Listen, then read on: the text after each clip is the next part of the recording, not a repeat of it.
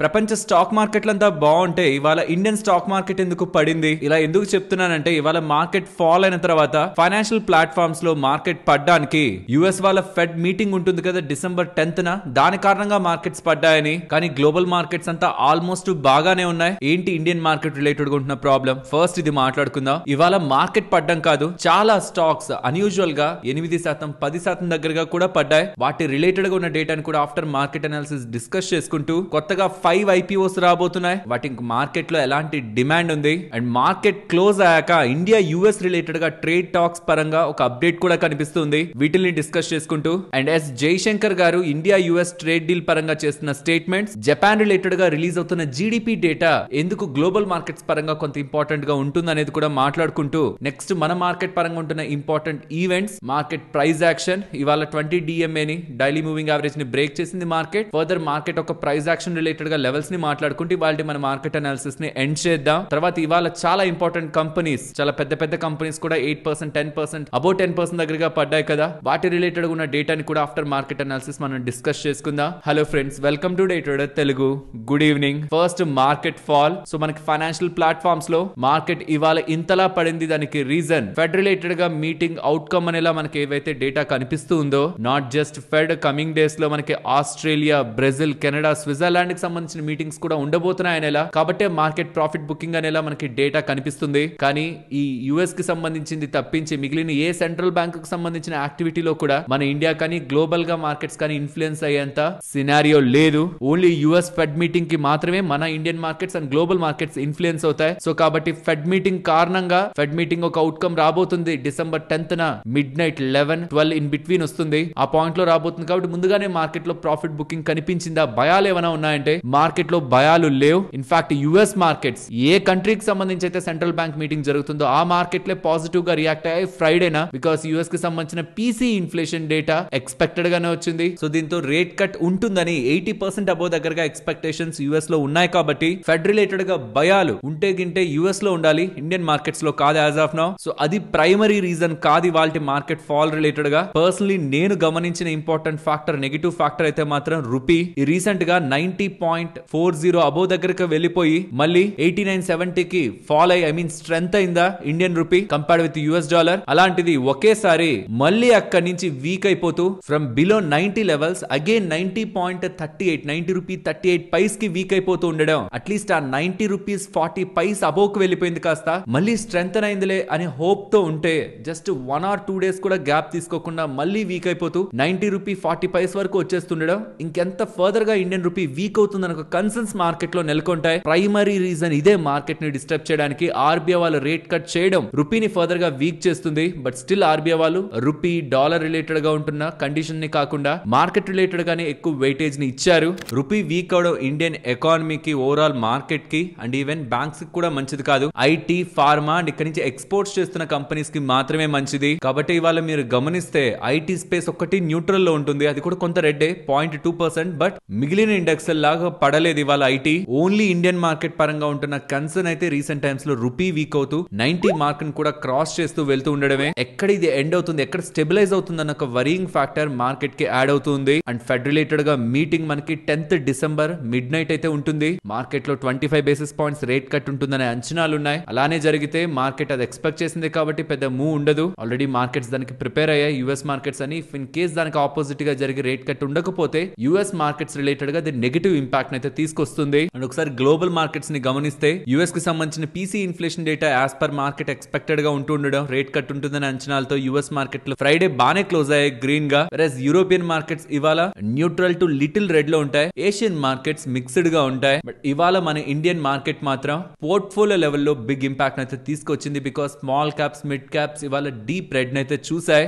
And అసలు మన rupee ఇంతలా వీక్ అయిపోవడానికి ప్రధానమైన కారణం మన ఎక్స్పోర్ట్స్ తగ్గడం. అండ్ దానికి ప్రధానమైన కారణం యుఎస్ వాళ్ళు మన మీద వేస్తున్న టారిఫ్ 50% దగ్గరగా టారిఫ్. అది అసలు ఎప్పుడు సెటిల్ అవుతుంది, ఎప్పుడు దానికి ఒక క్లారిటీ వస్తుంది? అట్లీస్ట్ కొంత టైం బ్యాక్ వరకు అయినా ఇండియా రష్యా రిలేటెడ్ గా ట్రేడ్ ఆపేస్తే వెంటనే టారిఫ్ తీసేస్తాం, సో దట్ ఇండియా రిలేటెడ్ గా రిలీఫ్ ఉంటుంది అని మార్కెట్ లో అంచనాలు ఉండేవి. బట్ ఇండియా నిజంగానే రష్యా రిలేటెడ్ గా కొనేది తగ్గించేసి యుఎస్ రిలేటెడ్ గా కొనేది పెంచుతున్నా టారిఫ్లు వెనక్కి వెళ్ళట్లేదు. అండ్ దీని రిలేటెడ్ గా జైశంకర్ గారు కూడా బోత్ సైడ్స్ ఉండే ఆన్సర్ నే ఇచ్చారనమాట.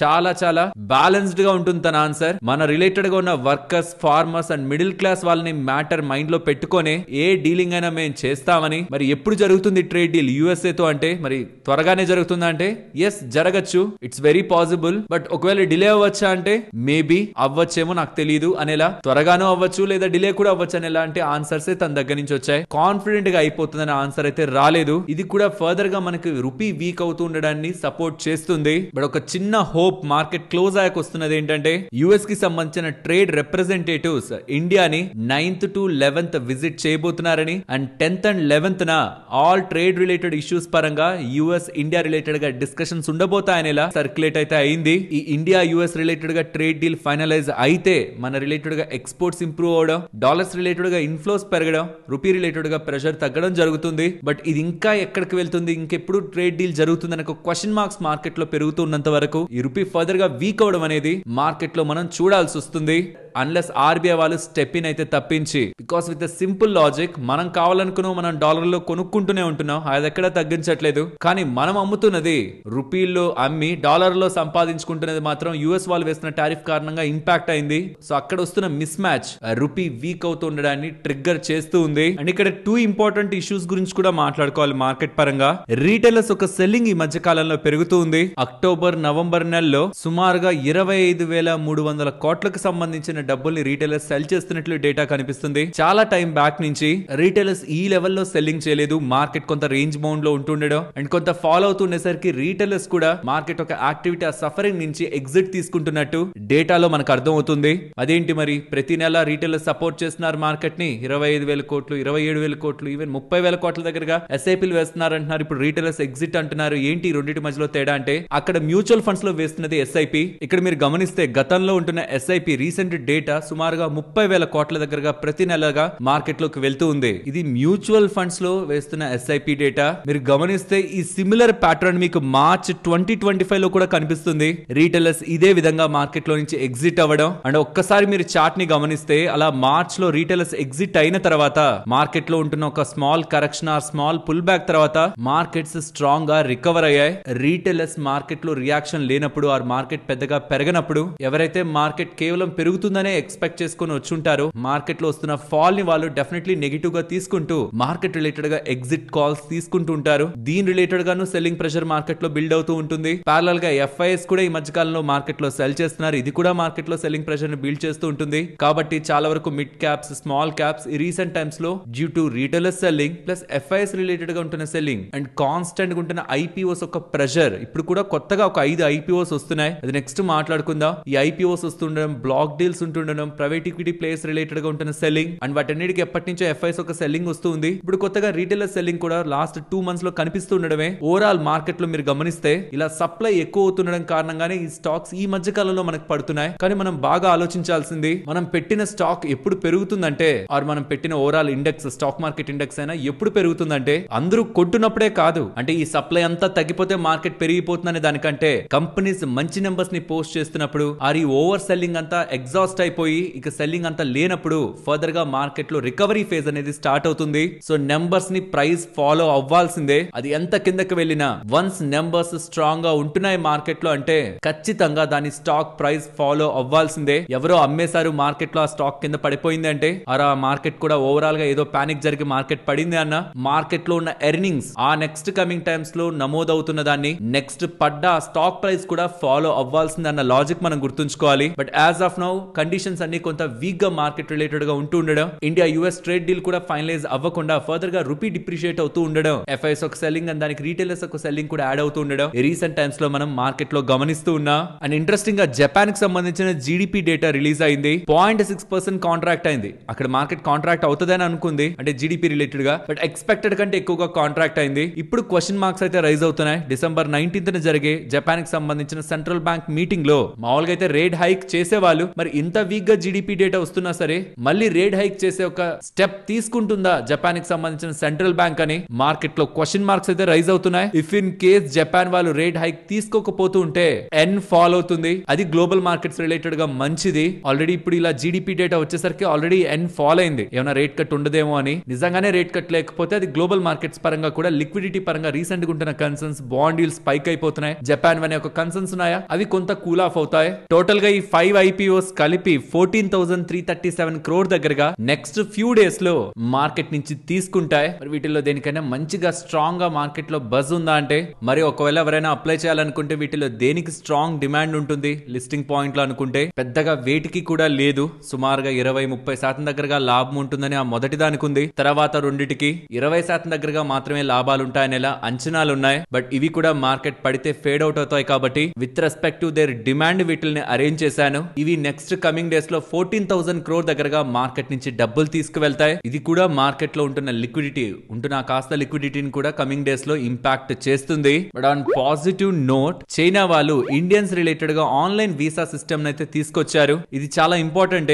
టూరిజం వాళ్ళకి పెరుగుతుంది, వాళ్ళకే కదా డబ్బులు వస్తుందని అనుకుంటాం. కానీ ఇద్దరు కంట్రీస్ రిలేటెడ్ గా ఉంటున్న ఇష్యూస్ ని సార్ట్ అవుట్ అవుతుంది అనేలా ఇండికేషన్ లా మనం ఇది చూడొచ్చు. ఫ్రమ్ December 22 నుంచి కూడా ఇండియన్స్ ఎవరైనా ఈ చైనాకి వెళ్ళాలనుకుంటే ఆన్లైన్ లోనే వీసా అప్లికేషన్ ప్రాసెస్ ని చేసుకోవచ్చు అనేలా చైనాకు సంబంధించిన అంబాసిడర్ తన ట్విట్టర్ ఖాతాలో పోస్ట్ చేశారు. ఇప్పటి వరకు China visa application service centres దగ్గరకు వెళ్లి అపాయింట్మెంట్స్ తీసుకొని అక్కడ వెయిట్ చేసి వీసాల్ని సబ్మిట్ చేసుకోవాల్సి వచ్చేది. కానీ ఇకపై ఆన్లైన్ లోనే చేయొచ్చు అని చెప్తున్నారు. ఇది చైనా ఇండియా రిలేటెడ్ గా ఉన్న రిలేషన్షిప్స్ ని స్ట్రెంథెన్ చేస్తుందనేలా ఇండికేషన్ ని కూడా మనకు చూపిస్తుంది. అండ్ ఎఫ్ఐఎస్ ఒక సెల్లింగ్ కాన్స్టెంట్ గానే ఉన్న కొంత డిక్లైన్డ్ ఫేజ్ లో రీసెంట్ టైమ్స్ లో కనిపించింది. మరి ఇవాళ ఏమైనా ఎలివేట్ అవుతుందని చూడాలి. 86% దగ్గరగా net shorts present FIs hold చేస్తున్నారు మార్కెట్ లో. అండ్ ఇవాళ స్పెషల్ గా నిఫ్టీ 20-day మూవింగ్ యావరేజ్ ని 26,040 అరౌండ్ ఉంటున్న మార్క్ అయితే బ్రేక్ చేసి కిందకైతే వెళ్ళింది. అండ్ రేప్ మార్కెట్ రిలేటెడ్ గా ఎక్స్పైరీ. సో బిలో 26,000 ఉంది కదా అంటే డెఫినెట్లీ మనకు ఒక సైకలాజికల్ నెంబర్ బిలోకి వెళ్తున్నప్పుడు మార్కెట్ వీక్ గా ఉందని ఒక కన్సర్న్స్ ని తీసుకొస్తుంది.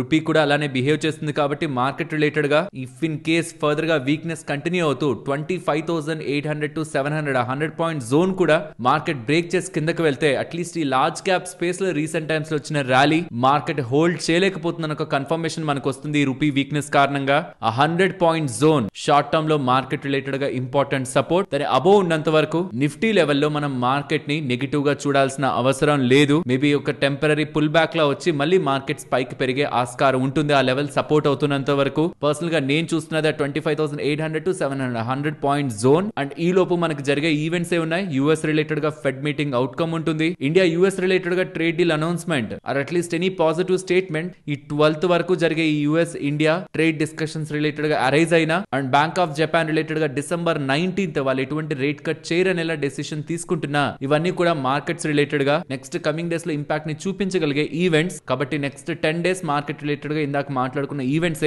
ఫోకస్ లో ఉంటాయి. ఫ్రెండ్స్, ఇలా మార్కెట్ లో ఉంటున్న ఎంటైర్ డేటాని కవర్ చేస్తూ వీడియోని మీ ముందుకు తీసుకురావడానికి మేం పెట్టిన ఎఫర్ట్స్ మీకు వాల్యుబుల్ అనిపిస్తే మన వీడియోని తప్పకుండా లైక్ చేయండి. అండ్ స్టాక్స్ రిలేటెడ్ గా మాట్లాడుకునే ముందు కొన్ని ఇంపార్టెంట్ అప్డేట్స్ ఉన్నాయి, చాలా ఇంట్రెస్టింగ్ ఉంటాయి. ఇక్కడ మీరు స్క్రీన్ మీద గమనిస్తే ఇండియాకి సంబంధించి గోల్డ్ రిలేటెడ్ గా పెట్టుబడి చేయాలనుకుంటున్న వాళ్ళు ఈ మధ్యకాలంలో ETF లో పెట్టుబడి ఎక్కువ చేస్తున్నారు కదా. ఆ ETF లో పెట్టుబడి గోల్డ్ బాగా పెరుగుతున్నప్పుడు స్ట్రాంగ్ గా ఉంది. చూడండి, సెప్టెంబర్ అండ్ అక్టోబర్ నెలల్లో భారీ స్థాయిలో ETF లో పెట్టుబడులు వచ్చాయి. కానీ నవంబర్ లో పెద్దగా పెరక్కపోతూ ఉండడం గోల్డ్ 55% దగ్గరగా గోల్డ్ లో పెట్టుబడి రావడం తగ్గిందని ఈ గోల్డ్ ఫాలో అవుతుండడం బయింగ్ యాక్టివిటీ 55% దగ్గరగా ఫాలో అయిందనేలా మనీ కంట్రోల్ రిలేటెడ్ గా డేటా కనిపిస్తుంది. ఇది ఎందుకు మెన్షన్ చేస్తున్నానంటే బంగారం పెరుగుతున్నప్పుడు బంగారాన్ని బాగా సపోర్ట్ చేసింది సెంట్రల్ బ్యాంక్ యాక్టివిటీ. బట్ అలా సెంట్రల్ బ్యాంక్ కొంటున్నారు కదా అని ETF రిలేటెడ్ గా కూడా పెట్టుబడులు స్ట్రాంగ్ గా ఈ గోల్డ్ లోకి వెళ్ళాయి. కాబట్టి ఈ రీసెంట్ టైమ్స్ లో ఇన్వెస్ట్మెంట్ కారణంగా కూడా గోల్డ్ బాగా పెరిగింది. కానీ అవి రీసెంట్ టైమ్స్ లో 55% దగ్గరగా డౌన్ అవుతున్నాయి. ఫైనలీ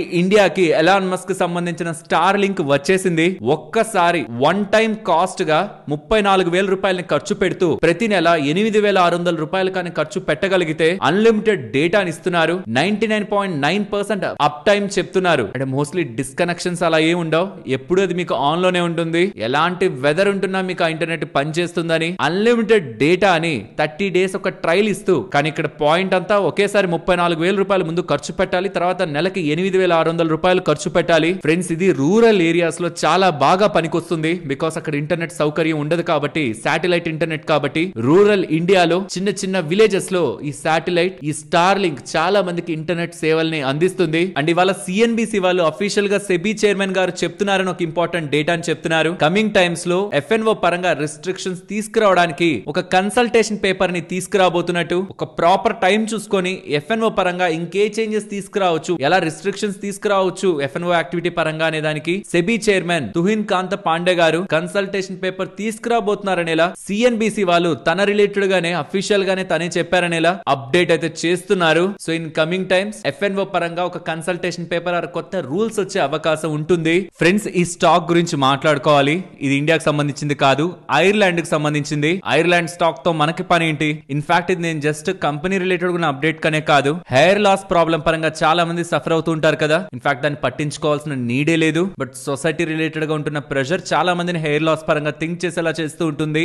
వాళ్ళకి ఒక ఇంట్రెస్టింగ్ అండ్ పాజిటివ్ న్యూస్ అయితే చెప్తున్నారు. ఫేజ్ 3 వాళ్ళు చేసిన క్లినికల్ స్టడీస్ లో వాళ్ళ పరంగా ఉంటున్న డ్రగ్ క్లాస్కోటెరాన్ 5% సొల్యూషన్ ని ఎక్కడైతే మేల్స్ కి హెయిర్ ప్రాబ్లం ఉందో అక్కడ అప్లై చేసినప్పుడు 539% దగ్గరగా ఇంప్రూవ్మెంట్ ఆ టార్గెట్ ఏరియాలో కనిపించిందని, ఏది అప్లై చేయని వాళ్ళకి ఇది అప్లై చేస్తున్న వాళ్ళకి ఒక మ్యాసివ్ ఇంప్రూవ్మెంట్ అక్కడ కనిపించిందనేలా 1465 పేషెంట్స్ మీద ర్యాండమైజ్డ్ క్లినికల్ ట్రయల్స్ లో వీళ్ళు ఇది కనుగొన్నారని అప్డేట్ చేస్తూ ఉండడం. స్టాక్ ధర జస్ట్ ఈ ఒక్క అప్డేట్ తో ఫ్యూ డేస్ నుంచి ఆల్మోస్ట్ 60% దగ్గరగా పెరిగింది. కానీ ఇక్కడ నేను హైలైట్ చేయాలనుకుంటున్నది ఈ అప్డేట్ ని. సో ఇన్ కమింగ్ టైమ్స్ ఈ పర్టికులర్ ట్రీట్మెంట్ సక్సెస్ఫుల్ గా బయటకు వచ్చింది అనుకోండి, చాలా కంట్రీస్ కి సంబంధించిన రెవెన్యూ పడుతుంది, స్పెషల్లీ టర్కీ. కాబట్టి ట్విట్టర్ లో టర్కీకి సంబంధించిన హెయిర్ ట్రాన్స్ప్లాంట్ క్లినిక్స్ ఈ అప్డేట్ తర్వాత ఎలా కొలాప్స్ అవుతాయన్న దాని రిలేటెడ్ గా కూడా మీకు మీమ్స్ అయితే కనిపిస్తూ ఉంటాయి.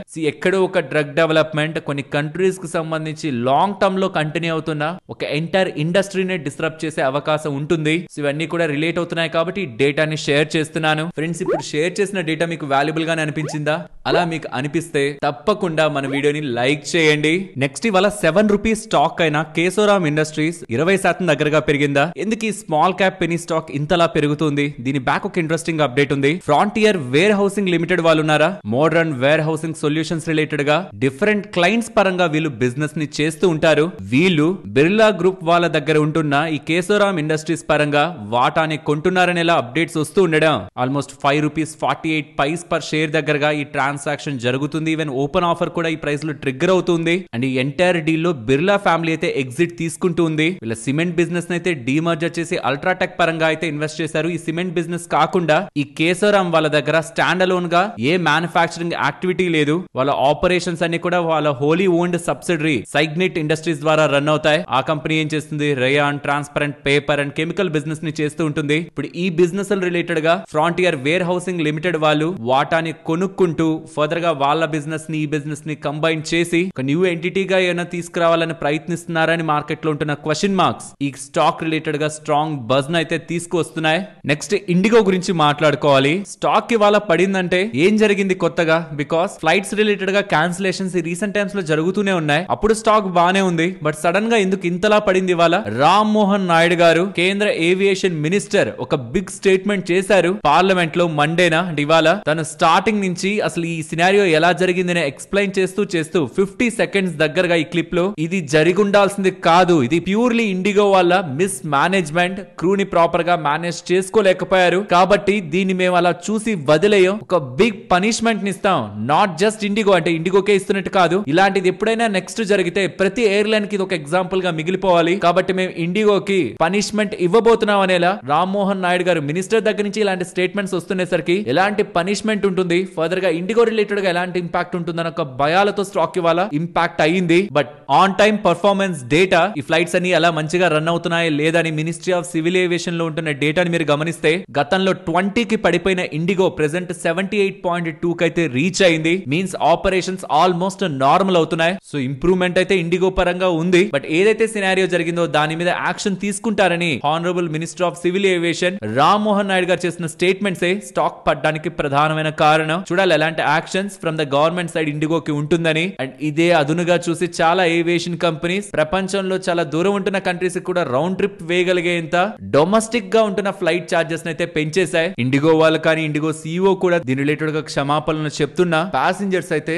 డీప్ లెవెల్ ఆఫ్ సఫరింగ్ ని తీసుకున్నారు కాబట్టి గవర్నమెంట్ కూడా స్ట్రిక్ట్ యాక్షన్ ఇండిగో రిలేటెడ్ గా తీసుకుంటుందని మార్కెట్ లో ఉంటున్న కన్సర్న్స్ స్టాక్ లో ఇవాళ సెల్లింగ్ ప్రెషర్ ని ఇంటెన్సిఫై చేశాయి. అండ్ ఇండిగో ఇన్సిడెంట్ ఇలా అవుతూ ఉండడం చాలా కంపెనీస్ పెద్ద మొత్తంలో డబ్బుల్ని తీసుకున్నాయా? బట్ గవర్నమెంట్ ఆఫ్ ఇండియా వాళ్ళైతే దీని రిలేటెడ్ గా ఒక కొత్త రూల్ ని తీసుకొచ్చారు. ఇక్కడ మీకు చూపిస్తున్న డిస్టెన్స్ మాత్రమే ఆ ఫ్లైట్ ట్రావెల్ అవుతుంటే, అంటే 500 కిలోమీటర్ల వరకే ట్రావెల్ అవుతుంటే 7,500 రూపాయలే మాక్సిమం ఛార్జ్ తీసుకోవాలని, అలా 1500 కిలోమీటర్స్ వరకు ట్రావెల్ అవుతున్న వాటిపై అబోవ్ 1500 వాటిపై కూడా ఎంత మాక్సిమం తీసుకోవాలన్నది కూడా గవర్నమెంట్ క్యాప్ అయితే చేసింది. మాక్సిమం ప్రైస్ అయితే ఫిక్స్ ఫిక్స్ చేసింది. But already majority of aviation companies ఈ క్రైసిస్ ని మంచిగానే లాభాలకి వాడుకున్నాయి. అందుకే ఇవాళ కూడా స్పైస్ జెట్ స్టాక్ మంచిగా పెరిగింది. అట్లీస్ట్ ఇక్కడి నుంచి అయినా ఏవియేషన్ కంపెనీస్ వాటి ధరలను తగ్గించి గవర్నమెంట్ చెప్పిన ఈ రేంజ్ లోనే ఈ క్రైసిస్ ఎలాగో నెక్స్ట్ 1-2 days లో సార్ట్ అవుట్ అవుతుంది కాబట్టి ఆ లోపు ఈ చార్జెస్ తోనే టికెట్ ఫేర్ అయితే కలెక్ట్ చేయాల్సి ఉంటుంది. ఇది ఎకానమీ క్లాస్ రిలేటెడ్ గా. నెక్స్ట్ కేన్స్ గురించి మాట్లాడుకోవాలి.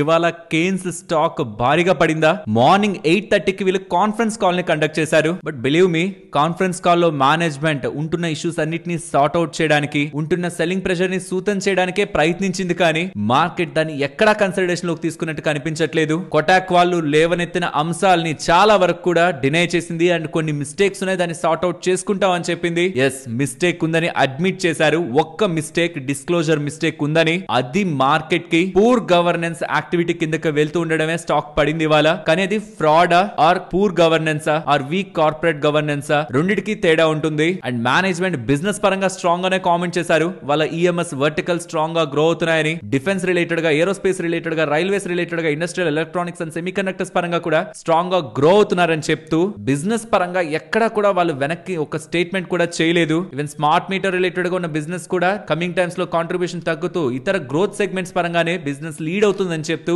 స్టేట్మెంట్స్ బిజినెస్ పరంగా మంచిగానే చేశారు. బట్ మార్కెట్ ఒక సార్ట్ ఆఫ్ పానిక్, ఎందుకు మేనేజ్మెంట్ ఇలాంటి పూర్ గవర్నెన్స్ తో ఉందనే దానికి పనిష్మెంట్ ఇచ్చే దాంట్లో కొంత డీప్ గానే వెళ్తున్నట్టు కనిపిస్తుంది. And even promoter stake sale పరంగా కూడా ఎటువంటి డిస్కషన్ లో లేవని, ఒక రిలేటెడ్ పార్టీ ట్రాన్సాక్షన్ పరంగా మాత్రమే మిస్టేక్ జరిగింది, దాన్ని రెక్టిఫై చేసుకున్నారనేలా కేన్స్ వాళ్ళు ఫుల్ క్లారిఫికేషన్ ని రిలీజ్ చేశారు ఇవాళ కాన్ఫరెన్స్ కాల్ లో. చూడాలి మరి ఫర్దర్ సెల్లింగ్ ఎక్కడ ఆగుతుందని. నెక్స్ట్ matrimony.com గురించి మాట్లాడాలి. వీళ్ళు బైబ్యాక్ ని ఆఫర్ చేస్తున్నారు. దాని రిలేటెడ్ గా డీటెయిల్స్ కోసమే 15th December వీళ్ళ బోర్డ్ మీటింగ్ ని కండక్ట్ చేసి బైబ్యాక్ రిలేటెడ్ గా డెసిషన్ తీసుకుంటారని చెప్తున్నారు. మార్కెట్ క్యాపిటల్ సుమారుగా 1000 కోట్ల దగ్గరగా ఉంది. అండ్ ప్రైస్ కూడా 500 రూపాయల దగ్గరగా ఉంది. గతంలో వాళ్ళు బైబ్యాక్ చేసింది ఎప్పుడో తెలుసా? 750 రూపాయల దగ్గరగా ఉన్నప్పుడు స్టాక్ ప్రైస్ 1025 రూపాయలు పెట్టి బైబ్యాక్ చేశారు. సో ఇప్పుడు స్టాక్ ప్రైస్ 500 దగ్గరగా ఉంది. కాబట్టి బైబ్యాక్ రిలేటెడ్ గా ఒక మంచి అనౌన్స్మెంట్ వాళ్ళ దగ్గర నుంచి వస్తుందని మార్కెట్ ఎక్స్పెక్ట్ చేస్తూ స్టాక్ కి వాళ్ళ 10% దగ్గరగా పెరిగింది. నెక్స్ట్ లేటెంట్ వ్యూ అనలిటిక్స్ గురించి మాట్లాడుకోవాలి. స్టాక్ కి వాళ్ళ 10% దగ్గరగా పెరగడానికి ప్రధానమైన కారణం ఐసిఐసిఐ సెక్యూరిటీస్ వాళ్ళు వీళ్ళ రిలేటెడ్ గా ఒక రిపోర్ట్ ని రిలీజ్ చేస్తూ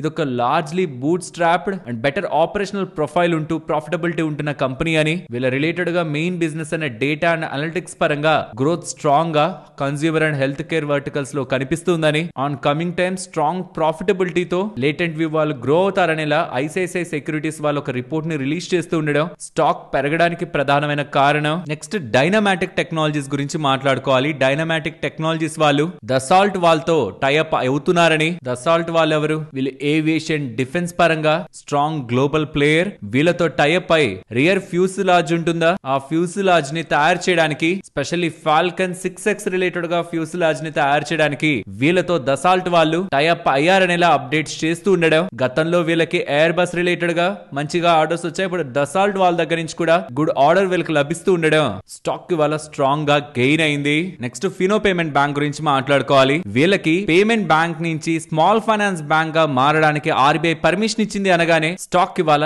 ఎక్కువగా పడింది. స్మాల్ ఫైనాన్స్ బ్యాంక్ గా మారడం మంచిదే కదా, మార్కెట్ కి ఏంటి కన్సర్న్? ఇక్కడ పేమెంట్ బ్యాంక్ పరంగా వీళ్ళు బిజినెస్ బానే చేశారు. But small finance bank related గా MSME space, micro small and medium lending space లో ఇంటెన్స్ కాంపిటీషన్ ఆల్రెడీ ఉంది. అండ్ బుక్ కూడా అంటే లెండింగ్ బుక్ కూడా స్ట్రెస్ లో రీసెంట్ టైమ్స్ లో ఉంది. దీన్ని ఎలా వీళ్ళు లీడ్ చేస్తారు, ఈ బిజినెస్ ని ఎలా వీళ్ళు ముందుకు తీసుకువెళ్తారు, ప్రాబబ్లీ ఈ స్పేస్ ని పర్టికులర్ గా ఎంఎస్ఎంఈ స్పేస్ ని ఎలా వీళ్ళు హ్యాండిల్ చేస్తారని మార్కెట్ లో మేబీ ఉంటున్న క్వశ్చన్ మార్క్స్ వీళ్ళకి స్మాల్ ఫైనాన్స్ బ్యాంక్ లైసెన్స్ వచ్చింది అన్న తర్వాత స్టాక్ లో ప్రెషర్ ని తీసుకొచ్చాయి. పేమెంట్ బ్యాంక్ కి ఒక స్మాల్ ఫైనాన్స్ బ్యాంక్ కి ఉంటున్న డిఫరెన్స్ ని కూడా ఇక్కడ మీకు స్క్రీన్ ముందు పెడుతున్నాను. బిజినెస్ అయితే ఎక్స్పాండ్ అవుతుంది, బట్ ప్రాపర్ గా వీళ్ళు దాన్ని లీడ్ చేయగలరా లేదా అన్న క్వశ్చన్ మార్క్స్ పర్టికులర్ గా ఇవాళ సెల్లింగ్ ప్రెషర్ కి కారణం అయిండొచ్చు. ఈ రీసెంట్ టైమ్స్ లో ఒక రూమర్ వచ్చింది కదా, ఎంఎన్ఆర్ఈ వాళ్ళు, ministry of new and renewable energy వాళ్ళు సోలార్ మ్యానుఫాక్చరింగ్ ఎకో సిస్టమ్ పరంగా డబ్బులు ఇస్తూ ఉండడం, ఎన్బిఎఫ్సిలు డబ్బులు ఇస్తుండడం పై పాస్ చేయమన్నారని, ఫండింగ్ ఇవ్వద్దు, వాళ్ళకి ఓవర్ సప్లై ఉంది, డబ్బులు ఇవ్వకండి, ఫండింగ్ చేయకండి అనేలా ఎంఎన్ఆర్ఈ వాళ్ళు స్టేట్మెంట్ చేశారనేలా వస్తూ ఉండడం, అప్డేట్స్ వస్తుండడం చాలా ఈపీసీ ప్లేయర్స్, సోలార్ రిలేటెడ్ ఉన్న ఈపీసీ ప్లేయర్స్ కి మనకి ఫాల్ అయితే కనిపించింది మార్కెట్ లో. దీని రిలేటెడ్ గా ministry of new and renewable energy వాళ్ళు క్లారిఫికేషన్ ఇచ్చారు. అసలు మేము అటువంటి అడ్వైజరీనే ఇష్యూ చేయలేదు, రెన్యూవబుల్ ఎనర్జీ ఫైనాన్సింగ్ ని ఆపమని చెప్పలేదు, కానీ సోలార్ మ్యానుఫాక్చరింగ్ ఓవర్ కెపాసిటీ పరంగా మాత్రం మేము డేటాని షేర్ చేసాం. పిఎఫ్సి కి, ఆర్ఈసీ కి, ఐఆర్డిఏ వాళ్ళకి, ఎరిడా వాళ్ళకి ఓవర్ ఓవర్ కెపాసిటీ ఉంది, ఉన్నదానికంటే ఎక్కువ ఓవర్ కెపాసిటీతో ప్రెసెంట్ వాటి బిజినెస్ అయితే రన్ అవుతూ ఉంది. కాబట్టి వెల్ ఇన్ఫార్మ్డ్ డెసిషన్స్ తీసుకోండి అని ఒక ఇన్పుట్ నే ఇచ్చాం, కానీ డబ్బులు ఇచ్చేదాన్ని ఆపమని మేము చెప్పలేదనేలా ఎంఎన్ఆర్ఈ వాళ్ళ స్టేట్మెంట్స్ అయితే కనిపిస్తూ ఉన్నాయి. టోరెంట్ పవర్ వాళ్ళు ఉన్నారా,